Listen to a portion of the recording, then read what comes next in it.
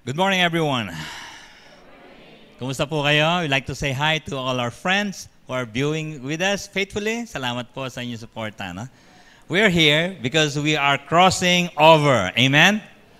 What is yours? Dapat po, kung ang church tinawid ni Lord, meron din po kayong personal na itatawid niya. No? Ang isa po sa importante pala ngayon, mula sa pag-aari ng kung sino, ay magiging pag-aari ka ng Diyos. Amen? Ha? Sino po makapagsasabi ngayon, ako, pag-aari na ako ng Diyos ngayon? Let's read the word of the Lord together. Ready? Go. O si Yahweh ay ating Diyos, ito'y dapat na malaman. Tayo'y Kanyang lahat, tayong lahat na nilalang. Lahat tayo'y bayan niya, kabilang sa kanyang kawan. Pumasok sa kanyang templo na ang puso'y nagdiriwang, umaawit, nagpupuri sa loob ng dakong banal, purihin ang ngalan niya at siya'y pasalamatan. Amen. Just before we sit down, let's all pray together. Hingi tayo ng tulong sa Panginoon.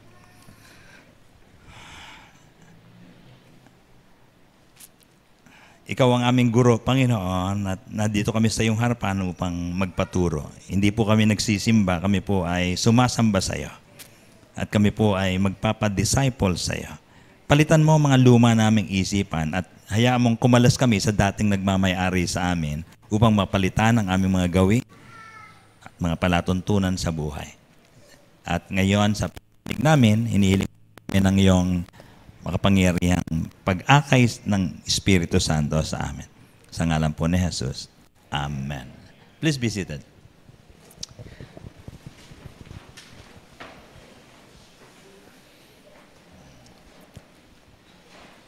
There is this beautiful concept in Scriptures, kanyang kawan. Alam niyo po, kung may alaga po kayong mga hayop, sasabihin po ninyo, akin itong mga manuka na to. Pwede nyo sabihin, akin tong mga bakahan na to. Ownership is a universal concept. And it is also a spiritual concept. Meron pa po mga baka, nilalagyan po ng hero. Seselyuhan nyo, para sabihin, ako may-ari niyan. Sa mundo po ngayon, it's very easy to be religious. Pwede pong tumungtong sa MCC, at magustuhan yung mga programa, mga palatuntunan, at kasama, pero walang hero ng Diyos. Dapat po may selyo po tayo, at meron po isang simpleng pamamaraan para makapasok sa pag-aari ng Diyos. Sabi po I saw some quotation here. Meron po tayong kanya-kanyang pinanggalingan, di ba? At isa sa mga malamang pinaniniwalaan po ninyo, kanya-kanyang diskarte lang sa buhay at kung sinong gusto kong humawak sa akin. And so, each one would have to ask this question, who is your handler? Who is your owner? Life is for my own. Baka po sinasabi natin to eh. Kasi isang araw sasabihin po ng Panginoon, you fool. Kakamali ka ng pananaw. To live your own way. Another concept in this world today is working on myself, by myself, for myself. Walang ownership. Ang may-ari lang ng buhay niya, tingin niya sa kanya. Binura po lahat ng Bible yan. Kasi po, we were created by Him and for Him. Amen. Ganun po ang concept na pinapasa po sa atin. So, pagka po gumagalaw kayo, kanya-kanyang buhay lang talaga yan. Wala silang pakialam sa akin. Si pastor, walang pakialam sa akin. Hindi po naman namin gusto makialam talaga. Pero kung gusto pong magpa-disciple kay Lord, and so we have to ask for a cell leader who will teach you what I've been teaching people also, which the Lord has been teaching me also. So, yun lang po ang MCC. Magpapaturo tayo at magpapamay-ari sa Diyos. Sabi nga natin na malakas to, ang Diyos, ang gusto ko na magmay-ari sa akin. Beautiful. Gustong-gusto pong madinig yan nang hindi dinidikta ng pastor. So every morning, you say to God, Lord, thank you. Ikaw po ang boss ko, ikaw po rin ang may-ari sa akin, susunod po ako sa iyo. Ang sarap po sabihin sa Diyos yan eh. And so, dapat hindi po ganito. Pangarap ko, pursigi ko, pasasalamat ko sa sarili ko. Thank you, kumain ako ngayon, sipag ko.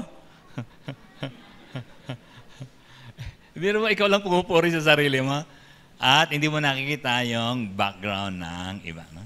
Nakapaglakbay ako, nakapagtindig ako ng negosyo, purihin ako. Pangit ho yun, no? Pangit, no? Maganda, no? Uuwi ka sa bahay mo at sasabihin mo, thank you Lord, iningatan mo ako sa pagtawid ko sa lansangan, bit-bit ko ang malaking kabuhayan para may mapakain ako sa aking mga anak. Salamat po, Panginoon. Amen? Now, ito, another concept of self-owned man is till I can make it on my own. It's a goal. Huh? It's a godless goal actually. Yung mga andulo ng buhay mo ay hindi na ako manghihiram ng martilyo, hindi na ako manghihiram ng pamasahe para makarating sa opisina, I make it on my own. Parang okay din po yun, di ba? Parang sense of independence, pero dapat po ay ang dulo ng buhay po nyo, salamat sa Diyos, hindi na ako nangungutang. Amen? Hindi na ako umuupa ng apartment. Nakapagtindig ako ng sarili kong bahay, nakabili ko ng sarili kong arian, at mga bukirin. That has been my goal by the help of the Almighty. Amen? Huh? Ito, malupit din po ito. I don't know where I'm going, but I'm on my way anyway. Yung pong salitang pag may namamatay po, gagamitin po yung salitang, siya ay yumao. Check nyo po yung dictionary yun, o kaya pumanaw, aalis ang isang tao at di niya alam kung saan siya pupunta. Ay, pumanaw. Ang maganda po sa kamatayan ng isang mananampalataya, tayo po hindi pumapanaw. Tayo po ay umuuwi. Amen? We have a sense of direction. We know where we're going. Kaya hindi nakakatakot mamatay. Walang amen doon,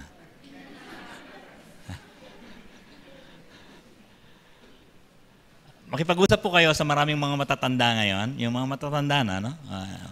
Sila po, nagsasawa rin ho yan doon sa adventure, of the generosity of the children, and they would say, kayo na lang. With all his wealth, he has never traveled with his children. Nawawalan po ng gana sa buhay talaga. At isa sa mga gustuhin po natin, ay talagang makapiling na pala ang Diyos isang araw. Amen? Kaya po, isa sa mga binabalaan po tayo ng mga propeta, one of them is Isaiah. Ganito po, sabi niya, baka mamaya tinitira mo ang buhay sa sarili mong sulok, sa sarili mong liwanag. And he said this, but now all of you who light fires and provide yourself with flaming torches, go walk in the light of your fires. Sige, magsolo ka. Maggawa ka ng sarili mong ilaw. And of the torches you have set ablaze, this is what you shall receive from my hand. You will lie down in torment. Ayaw po pala ng Diyos yung nagsasarili ka. Amen? God has designed us to be extremely dependent on Him. We cling to Him. Kaya ko ito, may sarili ho akong sulo.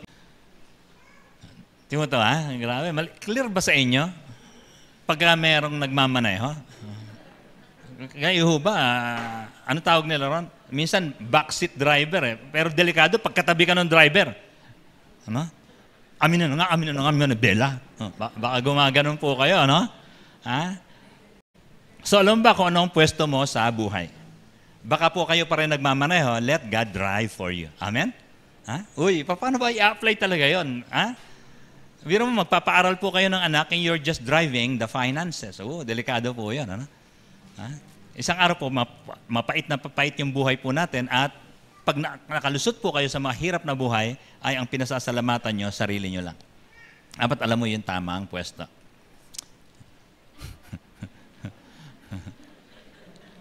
Hindi ko maintindihan kung ito po ay inihaw na tigre o baboy talaga. No?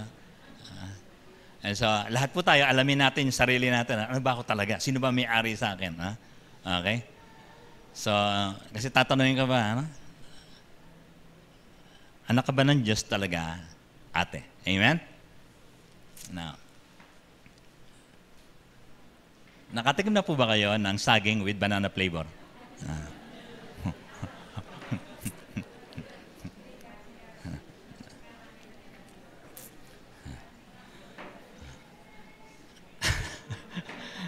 Yung nilikha po kasi, may flavor na po yan eh. Baka po mamaya nagdudunong-dunungan tayo. That's the point there. Ha? So anong nadagdag mo sa'yo? Nilikha ka na ng Diyos, may talent ka na eh, may hininga ka na eh. Anong nadagdag mo dyan?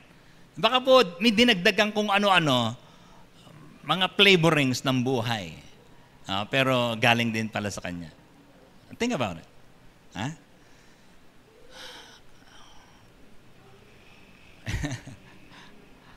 Ito po, ibang lugar ho ito. Hindi ho sa Pilipinas to. Ha? Alam niyo bang puno yan ng?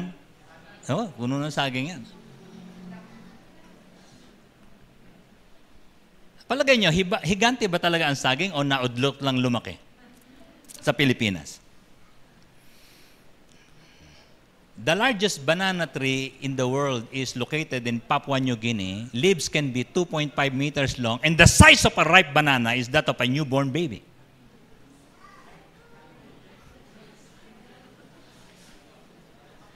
Pasensya na ho kayo, hindi na ho natin nakita yung mga ganyan, no? Except if you'll go to Papua New Guinea. This is up to this time. And so minsan may mga bagay po tayo sa buhay na nadodwarf po natin eh. Are you with me? Alam niyo po ba na may mga scientists po rito, Christian scientists who came to the Philippines and they say, nung araw, ang isang tutubi ay kasing laki ng isang agila. But we dwarf it by the heat of the sun during the time of the destruction of the time of the flood of Noah. Nasira po kasi yung greenhouse effect. So yung tama po nung araw, marami pong na-dwarf. Kasi po pag tayo nagmamanage, tayo po nagpapatakbo, you can also dwarf your own career, your faith. Pwede pong hindi nyo marating po yung mga destination talaga ng Diyos na para po sa atin talaga. Yung DNA mo, ang ganda po sana, sasabihin ng anak, gusto ko po sana maging senador. Sasabihin ng anak, baliwag transit driver lang ako. Gaganunin po yan. And so the culture around dwarf any child, any situation. Gusto nyo bang bumali ng baril na ganito? Yung bang pagputok mo, ikaw ang namamatay na una. Hindi mo alam, yung binibili mo would be to your destruction. That's what we're saying. If you own your life. And somebody owns you. Ang dami na nating natanggap sa China, di ba? Bigas na plastic, chicken na may shabu sa tiyan. So, handa ka na bang magpahawa kay Lord? Are we going to cross over? O parang okay na to, pagsamantalahan na natin to. Kasi baka hindi natin alam ano kay Lord eh. Kaya nagtatanong ka, meron pa bang ibang Lord dyan? Now, hawakan mo yung puso mo. Dahan-dahan lang. Sabi mo sa Lord, tatawid na ba ako talaga? Magpapahawak ba ako sa'yo? Para pong hindi sigurado eh. Kung baka mas magaling po kung ako pa rin. Can we declare it at the beginning, at the outset? Okay. Lord, sa dulo ng sermon na to, tatawid po ako para magpahawak sa'yo. Amen? Okay. Now, pumasok po tayo sa mundong ito, we are under time, and time is very temporary. Saan po tayo galing? We are coming from eternity. No? Money is temporary, house is temporary. Lahat po na kinakalawang, di ba? Yung bubong nyo. No? Yung pera po nyo ay malapit na maging obsolete. No? Dapat po bumili na po kayo ng Ethereum. Career is temporary, but God is eternal, God is good. Amen? Amen? Ang bilis po ng oras, kahit temporary yan. No? Maya-maya ay, matanda na ako, puti na yung buhok ko. Pero, napapansin niyo po, meron po mga tao na inaabot po tayo kasi ang sinasabi natin, hey, temporary, pati ang katawan mo, pati po buhay po natin. Amen? And so we're trying to connect to people to bring about a eternity. Eternity, napakahalaga po niya. Kasi po, time is temporary and therefore, your life will be temporary. So let me introduce to you the new owner, no? The ownership of the eternal God. Gusto ko yan. Kung ang owner ko ay mayaman, yayaman din ako. Kung siya ay maganda mag-isip, gaganda ang isip ko. The eternal God. But God has to redeem us to enjoy eternity. Grant, tubusin po muna tayo ng Diyos, no? Yung binasa po natin kanina, ang ganda po ng concept eh. Pag-aari ng Diyos, kawan ng Diyos. am I really that connected to Him? So dadaan po tayo sa pagsusuri. Ang una niyong susuriin po, yung the way you invest your life already. Pati po oras po ninyo, dapat po tubusin din pala. Kasi po, masama po pa talaga ang investment natin sa lupang ito. Amen? Ano? Redeeming the time. How do you spend your life in relation to time? Dapat po pala matubos lahat yung dalawang ito. Yung taong ito na gumagamit ng oras na to, or else, hindi po talaga, hindi pa po tayo naging anak talaga ng Diyos. Kasi mali ang gamit ng oras eh. Nasa MCC ka lang. Because life is too short to be just owned by you. Dapat po bumalik po tayo sa ownership ng Diyos. Amen? It's too ordinary. Ano yun? Pag nagalit, magwawala, hiwalay sa asawa, tapos maghahanap ng iba, tapos mapapaaway na naman, maghihiwalay din, hahanap ng iba. Stories like that has become common even here in the province. Life is too short. Don't choose that life. So here's our text. Think about it. Together? Ready? Go. Oy, si Yahweh ay ating Diyos. Ito'y dapat na malaman. Tayo'y Kanya. Kanyang lahat. Tayong lahat na nilalang. Lahat tayo'y bayan niya, kabilang sa Kanyang kawan. I like that. Amen? Palapakan na natin si Lord. No? Whew. Beautiful expressions. Ating Diyos, pero kailangan sumagot ang Diyos. Oo, akin ka nga. Amen? Pero wag po kayong assuming, ha? Ang hirap po nun, di ba? Yung, but sinabi mong mag-shota kayo. Oo nga, ano? Di ba? Kala ko kami. Kala mo lang yun. So, hingan mo ng, pwede na rin siguro kung hindi mabubura yun sa text message. Love you. Miss you. Tayo na. So, ang Diyos po, hingan nyo ng ganon. May mga pinanghahawakan ka bang mga salita niya na po pwede mong sabihin na kami nga talaga ng Diyos. Meron kaming ugnayan. O meron kayong alitan. But there's one problem. I want to show this to you. Your destiny was chosen by God, but its fulfillment is decided by you. You had to respond to that. Amen. Amen? Do you understand that? Yung isang bata, napakaganda ng pangarap niya, gusto niya matapos sa pag-aaral, maghanap buhay sa Makati, makabili ng bahay, pero na-addict sa ML. Anong problema? Yung fulfillment po ng yung gifts po kasi, it's not in the future, it's already inside you. All your talents, your very powerful DNA in you. At gustong-gusto po ng Diyos, marating natin yan. Pero may sisira po dyan, ha? Kapag nagkamali po kayo ng mga desisyon sa buhay. Ha? Kailangan po ang desisyon nyo, magpapagamit ako sa Panginoon, magpapasakop ako sa pagpili ng aking mapapangasawa, ng aking kurso, lahat ng ito. Imagine, ha? May magandang plano si Lord, alam niya na ang dulo ng buhay mo. Ay, hindi na tuloy. Ano nangyari dyan? Hindi nangyari. Ay, nag-inom ho na nag-inom. Ay, yung puhunan yung pinamana sa kanya ng magulang niya, sa kanya, na isugal ho lahat. With 100. Ha? Ito po ang statement. Sapagkat mula't mula pa'y alam na ng Diyos kung sino ang magiging kanya. Amen? At ang mga tao'y pinili niya upang maging katulad ng kanyang anak. Alam na natin yung destiny. I will become like Jesus Christ. Amen? Pero alam niyo na ang buhay Kristiyano po pala, habang dumadalo ko, mayroong mga humahatak sa atin. Pinipilit po tayong baklasin. Okay? Hindi mo na ako magbabasa ng Bible ngayon. Busy ako eh. Pero ang gusto po ng Diyos talaga, makilala natin yung anak niya. Ano? At maging kawangis niya. Maging katulad ng kanyang anak. Sino po yung anak ng Diyos? Si Jesus. I must be like Jesus. Okay? Kaya kita nyo, pati sa Facebook po, nakalagay po yung mga banggaan ng sasakyan. Pag nagbanggaan ng sasakyan, paano i-handle ni Jesus yun?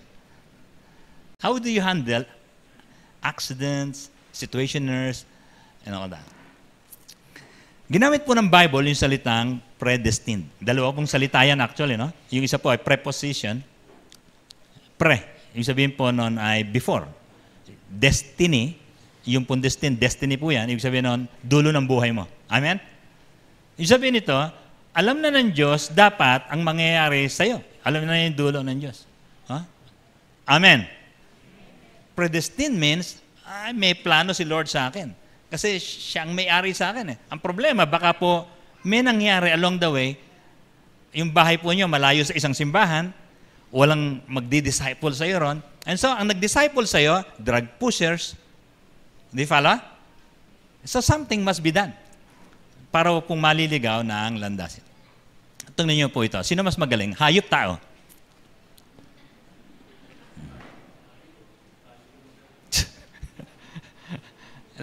Araw-araw ho yan. Except in the pandemic, medyo lumuwag po ng konti. Thank God for the multiple build programs. Your future is not ahead of you. Kala ko ba malayo pa yung 2025, 2050, malayo pa. Totoo yun. Pero meron pang isang totoo. It is also in your hands. Ano mga disposition mo ngayon para siguraduhin marating mo yung plano ng Diyos sa buhay mo? Hindi po niyo kayo iniwanan. Ang totoo po nun, tayo po ang nangiiwan. So ito po, in-introduce po sa atin itong salitang ito. No? Pagdating po ng isang pastor sa buhay po natin, ini-introduce po sa salitang yan. Ibig sabihin po ng repentance ay U-turn. Say that with me, U-turn. Patungo ako sa maling gawi, sa kapahamakan, pero mali pala yan. Babalik ako upang ayusin yung dating daan. Amen? Dating katwiran. Yung katwiran ng Diyos, babalikan ko yan. Look at these words. I like these words from Solomon. Magsibalik kayo sa aking saway. Biro mo, ang isang hari, sasabihin yan, o ang isang Diyos, sasabihin yan, magsibalik kayo sa aking saway, narito, aking ibubuhos ang Espiritu sa inyo. Okay? Yung mga anak mo, pinabayaan mo lang. Hayaan mo sila, inabutan ko ng pera yan. Balikan ko next month. Mali yan. Bumalik kayo sa aking saway. Amen. Welcome to discipleship. Amen? Ang pagmamay-ari pala ng Diyos, hindi yung basta, tinanggap ko na siya. May faith ako sa Kanya. No. Your starting point is, babalik ako sa isang, maghahanap ako at babalik ako araw-araw, linggo-linggo sa cell group namin upang magpasaway. Yung negosyo ko, may daya. Yung timbangan ko, aayusin ko. Amen. Amen? Babalik ako sa amin sa, hindi yung, sana Lord, Pastor, pag-pray mo nga ako, sana wag pong mahuli. Baka po ganun mga prayer request po natin. Sana wag pong mahalata. Babalik tayo, magpapasaway tayo sa Diyos. Kalapitin mo yung katabi mo, kalapitin mo sa Kanya. Balik na tayo. Kausapin mo, balik na tayo. Balikan mo yung cell leader mo. Amen. Hindi ho pwedeng freelancer dito. Siguro alam ko naman, tanda ko na, alam ko na ang ginagawa ko. Hindi, dapat may sasaway sa'yo. Bumalik ka sa tagasaway. Amen? Kaya po tayo pinagdi-devotion. Meron palang may-ari sa akin at nagkakamot ng ulo. Sabi niya, ako may-ari sa kanya. Hindi naman nagpapaturo. Hindi nagpapasaway. At hindi tinanggap yung aking Espiritu Santo. Sasabi ng Holy Spirit, hindi ho ako makapasok. Puno-puno ho ng usok yung buong katawan niya. Tapos, natatakot ho ako. Sabi ng Holy Spirit, bakit? Mura ho ng mura eh. Sabi ng Holy Spirit, pag ako namura niya, papatayin ko yan. So, papasukin yung Holy Spirit sa puso. Yung po program po ni Lord. Amen? Excited po ba kayo rito sa sinasabi ng Diyos? This is what it means to be owned by God. You're not free indeed. Pinalaya sa kasalanan upang maging alipin ng Diyos, babalik ako sa Kanyang saway. Amen. So tingnan niyo mabuti, may masama ba akong ugali na asar na asar ng Diyos pala sa akin nung araw? Buti nilang magpapasaway ako. Is there something that you must discover in your life?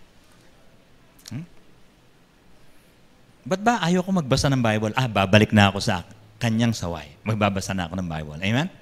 Alright. Now, listen up very carefully. God must own you twice. Ang original pong pag-angkin sa atin at pagmamayari ng Diyos sa atin ay sa paglikha pa lang. Sabi po ng Bible, ang buong daigdig at ang lahat ng naroon, ang may-ari si Yahweh na ating Panginoon. Amen. Oh, naturally, by creation, God owned us. Praise the Lord. Palakpakan natin ang pamilikha. Di ba? Pero gumawa ako ng sarili kong landas. Naligaw ako, lumayo sa Diyos. Ito ngayon ang pangalawang ownership. Dapat meron ka nitong number 2. Ito po yung number 2. God must own you twice by redemption. Ano yung una? Creation. Automatic po yun, pag-aari ka ng Diyos. Pero naligaw ka ng landas. Naging tupang ligaw po tayo, sabi po ng Biblia. At ang pangalawa po ay sa pagtubos, by redemption. Amen? Ito po ang salita ng Diyos, ha? Hindi ba nyo alam na ang inyong katawan ay templo ng Espiritu Santo na nasa inyo at ipinagkaloob ng Diyos sa inyo? Hindi nyo pag-aari ang inyong buhay, ang inyong katawan, ang inyong plano, ang inyong genes, ang inyong gifts, ang inyong DNA, hindi mo pag-aarian. Amen. Ito ngayon ang malupit na statement. Verse 20, sapagkat binili na kayo sa isang halaga.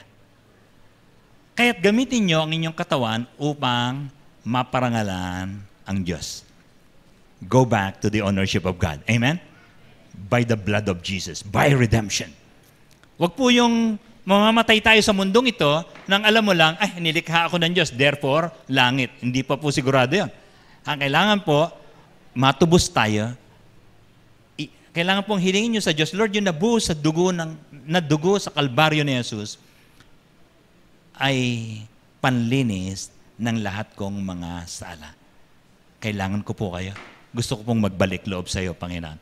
The first prayer that will be heard by God from you is the prayer of confessions of your sins and the recognition of Him as Lord and Savior of your life. Amen. Nagawa po ba niyo yan? Isang kwento po ng buhay natin ay isang paglalakbay, isang pagtawid from darkness into His marvelous light. Dati hindi mo malaman, masama ba talaga magsinungaling? Ang dilim ng isip mo eh. Pero ngayon, maliwanag. Oh, di ba? Ba't dati nagsushort ako ng pagkaiksi-iksi? Nadidimlan ako eh. So, ito po sabi imumulat mo ang kanilang mga mata, ibabalik sila sa kaliwanagan mula sa kadiliman. Ito yung salita po, ibabalik. Ililigtas sila sa kapangyarihan ng Satanas at ibabalik sa Diyos. Amen. Pumikit nga sandali, sabi mo kay Lord, Lord, gusto ko po yan. Dapat po ganun ako, na-transfer na po, na-crossover ko po pala yung kadiliman patungo sa kaliwanagan. Amen? Kung palagay po nyo yung pera nyo, inisip nyo, sa inyo lang yan. Hindi ka nga mag-o-offering. Lagi mo iniisip, lugi ako Namasahin na nga ako. Tapos kakain pa kami sa Jollibee ng anak ko mamaya, mag-o-offering pa ako, lugi. Yung perspective po ganon, you're still in darkness. Alam po, there is joy in your giving. There is liberality in your giving.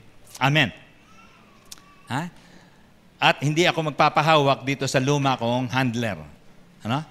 Kung nagbababad ka sa Facebook, ang tindi po namang offer sa Facebook, ang hirap tumayo, di ba? Naranasan mo na ba yan? Naranasan ko po yan. Sabi ko, ba't ang hirap bitawan itong mga ito? Ang gaganda ng offer mula sa mga pelikula, mula sa mga kwentuhan, mula sa mga bagong mga nangyayari, mga kasaysayan. Nasubukan niyo ba yung checkin yung history? Pati history ng mundo, hindi mo kailangan magbasa ng encyclopedia. Naka-YouTube na. Alam niyo po ba, pati yung mga patay ng tagapagsalita tulad ni Napoleon Hill, there's a great book, Think and Grow Rich. Tuturuan po niya kayo paano mag-isip. Think and Grow Rich.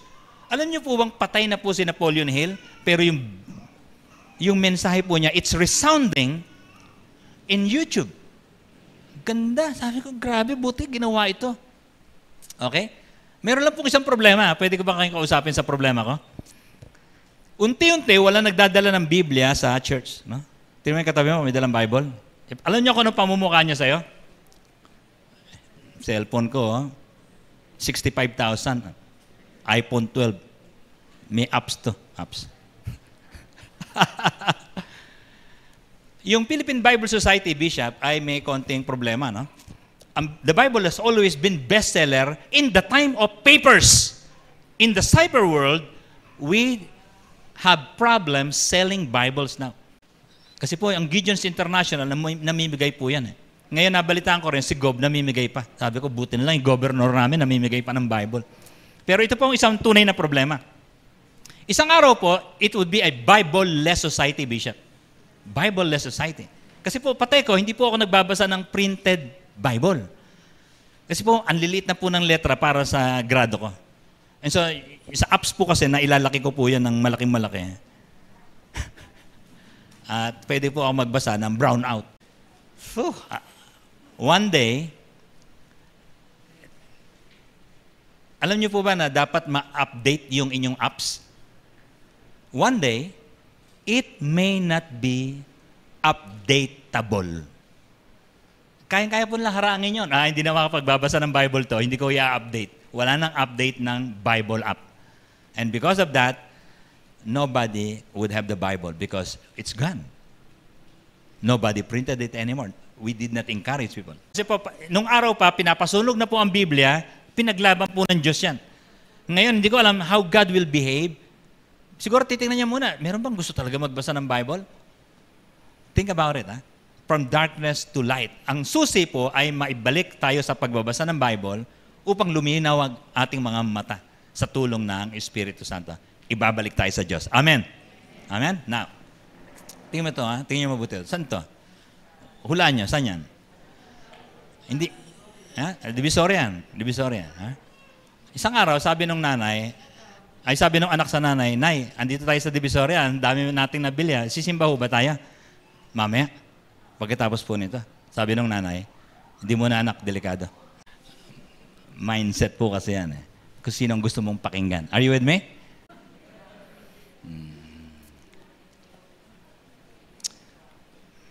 You got to be distinct when you are owned by God. Medyo may angat po kayo dapat sa iba. Now, ang mga pinili niya noong pang-una ay kanyang tinawag. Look at this, ha? Ito po yung pong process po natin, ha? Paano ba ma-born again talaga? Paano ba talaga maging pag-aari ng Diyos? Ang mga pinili niya noong una ay kanyang tinawag. Look at the violet colors. At ang mga tinawag ay kanya ring pinawalang sala. Amen? Ooh, beautiful. At ang mga pinawalang sala ay binahaginan niya ng kaluwalhatian. 3 words, ano? Calling, justification, and glorification. Yang pong sa isang verse lang, binanggit po yung mga trabaho po ng Diyos sa isang pagmamayari po niya. Ha? Pag tumawag po ang Diyos, dapat po lilingon ka. Kasi He calls you by name. Amen. Ha? At ang minsan, gagamitin po ang pamamaraan ng Diyos, po pwede pong cell leader, no? O kaya pastor, ha? Punta ka nga rito sa church. Meron tayong mentoring. Pagka ang attitude mo, tinawag ako, I will participate. Ano? It must be one sign that you are truly a child of God, owned by God. Kasi you respond.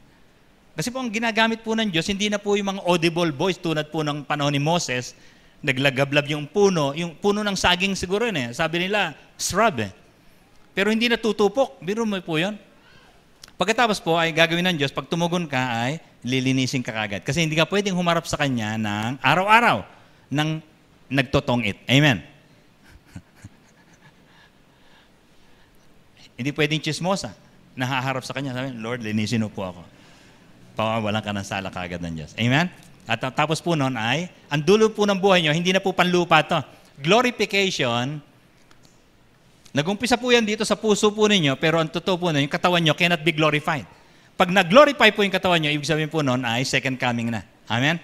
No? Bibigyan po kayo ng isang buhay na maluwalhati, maningning. Dito, medyo nachichismis pa po tayo, kaya hindi pa po maluwalhati, di ba? Pero nagsimula na po yung consciousness nyo sa maluwalhating Diyos. Alright? Now, dapat lumipat sa pagmamayari ng Diyos. Amen? Now, take a look at this, ha? Paano ba tayo tinatawag ng Diyos? How? Simpleng-simple yung binanggit ni Paul dito. I want you to read with me this time. Aloud. Ready? Go. Tinawag kayo ng Diyos sa pamamagitan ng magandang balita na ipinahayag namin sa inyo upang makasama kayo sa kaluwalhatian ng ating Panginoong Jesus. Paano ba tumawag ang Diyos? Through the preaching of the gospel. Amen? Amen? Nag-respond po ba kayo minsan? Binasahan po kayo ng Start Up Your New Life? Binasa po sa inyo yung Life and Death? Meron pong FB streaming and you were just stunned by it, you were attracted by it, at ang tanging paraan po para manawag ang Diyos ngayon ay sa pamamagitan po ng pangangaral ng Ebanghelyo ng Diyos. Amen? Dadaan po tayo. Ito po yung pinto. We have to enter through a cell meeting where the gospel is being preached. You have to be in church where the gospel is preached. Not in SM. Hindi po sa kalsada, hindi po sa mga sabungan, hindi po sa mga iba't ibang mga guro at FB street. Not even in school, not even in City Hall, not in Malacanang, it should be in the presence of the preaching or proclamation of the gospel. Amen. Ganda po pala ng style ng Diyos. Dapat alam na po ninyo, no? Oh, wala naman nag-share sa akin ng gospel. Malamang hindi pa ako anak ng Diyos. Gusto ko lang yung MCC. Gusto ko lang yung awitan dyan. Somebody must share to me and I responded at sumunod na ako na sumunod sa kanya kasi siyang binigay na pastor ng Diyos sa akin. Amen? Now, eto na. Bigyan ko lang po kayo ng trajectory ng potential na dulo ng buhay po ninyo. If God owned me, okay? Dapat pang maliwanag po sa inyo to, no? Magsisimula po kayo na, merong nagsasabi sa inyo, may tumatawag po sa inyo. Isa po sa pinakamagandang kwento ng MCC ay ang daming batang tinatawag sa panahon po ng pandemic. Amen? No? Pero mga nanay, tinatawag din po, no? At binigyan sila ng kwento, coloring materials. Minsan po ay simpleng one-on-one, pinagpe-pray sila dahil may karamdaman. God starts with calling you. Alright? Dapat meron po kayong ganun. Kinausap na ako ng Diyos. Ngayon lang nangyari sa akin to. Okay? Gusto niya pala akong, hindi pa pala huli ang lahat. Pwede palang baguhin yung napakawaldas na buhay ko. Ngunit ang pangalawang bahagi nito, kung ako I will keep on connecting. Okay? Magpe-fellowship po yung mga youth. Alam niyo, kanina lang yan eh. Don't watch po yan. Ha? Sapagkat nag-aabang po kami ng tag-ulan, hindi na po kami nagtitipon masyado rito. Dinivide na po namin yan. Meron sa Rizal, meron po sa Bacal. Ito, Bacal yan eh. Meron po sa Maligaya rin kanina. Nagsasubmit po sila sa akin ng report. Why? We have to be connected to God and to the people of God if I am owned by God. Meron po mga ganun palang mga, teka muna, hindi ako sumasali ah. Sabi ko, anak ako ng Diyos, pero ayoko sumali. Linggo lang. Pero you have to be in a certain group where people bring you your responsibilities. Ito po ang dulo, ha? Ang dulo po ay commissioning. Kala ko pa pag-aari ako ng Diyos, wala naman nagsugo sa akin. You have to be commissioned to do the works of God. That's what Jesus said. Sabi po ng mga disciples sa Kanya, what must we do so that we must work the works of God? Sabi ni Jesus, ha? Sabi niya, night is coming when no one can work. Work while it is day. Bago po mag-second coming, bago po mag-deliryo ang buong mundo, kailangan po pala makilahok na tayo sa paglilingkod sa Panginoon. Why? Kasi po, we are owned by God. So ito pong tatlong ito, nag-umpisa ka na ba? Natawag ka na ba? Am I connecting?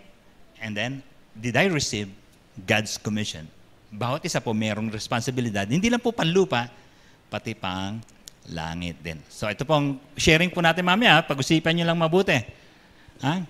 Ano ang dulo ng buhay mo kung pag-aari ka ng Diyos? Nasaan ka na ron sa mga yan? So you have to really cross over. Tayo po tayong lahat. Pwede po bang magtanong? Nakapag-umpisa na po ba tayo ng buhay Kristiyano talaga? Or you're just in MCC? Napakalaking pagkaligaw po nun. Ang unang-una talaga ay personal na relasyon sa Diyos. I know, meron kang negosyo, meron kang pag-aaral kung estudyante ka, pero how do you connect that to the honor of your life? Think about it. Baka hindi pa po kayo naitatawid. I'd like to lead you just right now. Taas po natin kamay natin sa Panginoon. Sabay-sabay po tayo. Ama namin, sumusuko po ako sa iyo. Akala ko, ganon-ganon lang ang buhay. Gusto ko pong magbalik sa iyong saway. Gusto ko magpatubos sa iyo upang tumama ang lahat ng aking gawa. saluhan mo ako sa pagtahak ko sa buhay iglesia, buhay pananampalataya, at buhay paglilingkuran. Sa ngalan ni Jesus.